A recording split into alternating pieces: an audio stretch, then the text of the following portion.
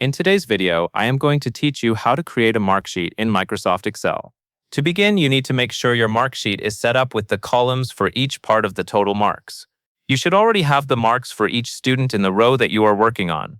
Now we are going to create the calculation for the total and the pass or fail result automatically, so you do not have to type formulas for each student. First, click cell F2 in your Marksheet.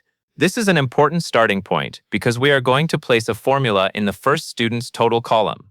When you click F2, look at the formula bar at the top of Excel. It is ready for your input, so you can clearly see the cell you are editing. Next, paste this exact formula into cell F2, exactly as it appears. IF column =6, sum $C2, $E2, IF column =7, sum $C2, $E2, IF column =7, sum $C2, $E2, /300 =04, pass, fail. After pasting, press Enter to calculate the total marks for the first student. At this point, Excel will immediately compute the result based on the marks in cells C2 through E2. The formula is designed to behave differently depending on which column it is in, so it supports multiple calculations across the row. Now that the formula is working for the first student, the next step is to reuse it across the row efficiently. Click cell F2 again to highlight it. This step matters because Excel needs the correct cell selected so the fill handle appears in the right place and copying works correctly. After you highlight F2, look at the bottom right corner of the cell. You should see a small green square. Click and hold that small green square, which is called the fill handle, and keep holding it while you prepare to drag. This green fill handle is the key to copying your formula without manually entering it again. With the fill handle still held down, drag the mouse right across to cell H2 and then release.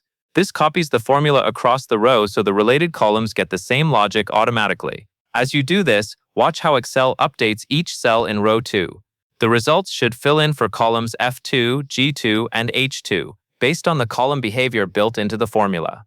Once you have the row filled for the first student, you are ready to apply it for the rest of your students. Select cells F2 through H2 together. You can do this by clicking and dragging over that range, or by clicking F2 and then holding Shift while you include H2. This selection tells Excel that you want to extend the formulas for all 3 columns at the same time. Now once F2, H2 is selected, click the fill handle again, which will be visible at the bottom right of the selection. Then drag the fill handle down to row 5 and release. Excel will copy the formulas for rows 3, 4, and 5 across the selected columns. As it does, it will automatically reference each student's marks in their own row, because the formula uses the row number in the cell references. After you release, take a quick moment to check the results in rows 2 through 5. You should see consistent calculations, the total marks in the first of those 3 columns, the percentage or scaled mark in the next column, and the pass or fail text in the final column. If anything looks wrong, the most common issue is that the formula was not entered exactly, or the wrong cells were selected during the drag process. And that is all there is to it. That covers everything you need to know.